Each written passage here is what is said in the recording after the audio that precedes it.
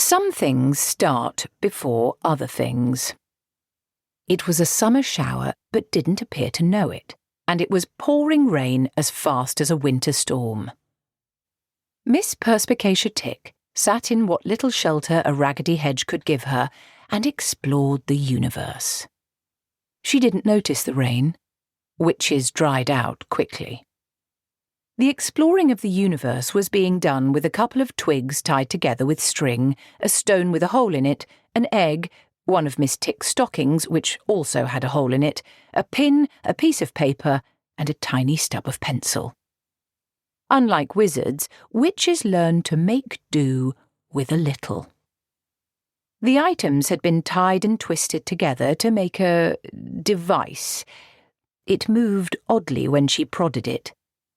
One of the sticks seemed to pass right through the egg, for example, and came out the other side without leaving a mark. "Yes," she said quietly as rain poured off the rim of her hat. "There it is. A definite ripple in the walls of the world. Very worrying. There's probably another world making contact. That's never good. I ought to go there. But, according to my left elbow, there's a witch there already." "She'll sort it out, then," said a small and, for now, mysterious voice from somewhere near her feet. "No, it can't be right. That's chalk country over that way," said Miss Tick. "You can't grow a good witch on chalk. The stuff's barely harder than clay. You need good hard rock to grow a witch, believe me." Miss Tick shook her head, sending raindrops flying. "But my elbows are generally very reliable." People say things like, listen to your heart, but witches learn to listen to other things too. It's amazing what your kidneys can tell you. "Why talk about it? Let's go and see," said the voice.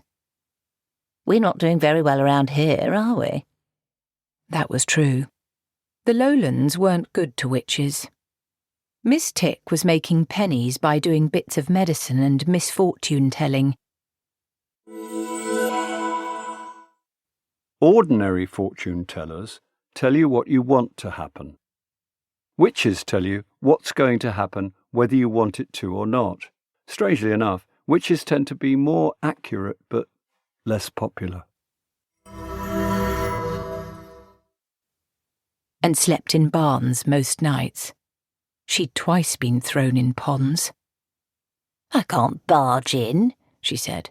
"Not on another witch's territory. That never ever works. But—" she paused.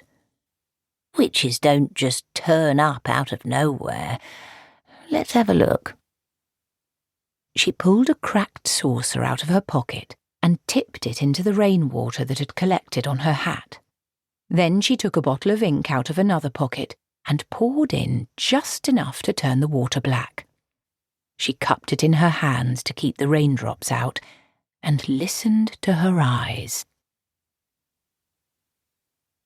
Tiffany Aching was lying on her stomach by the river tickling trout. She liked to hear them laugh. It came up in bubbles. A little way away, where the riverbank became a sort of pebble beach, her brother Wentworth was messing around with a stick and almost certainly making himself sticky. Anything could make Wentworth sticky.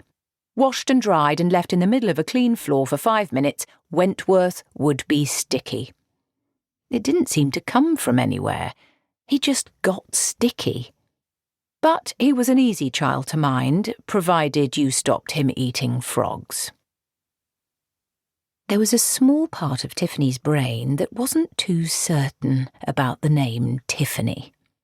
She was 9 years old and felt that Tiffany was going to be a hard name to live up to.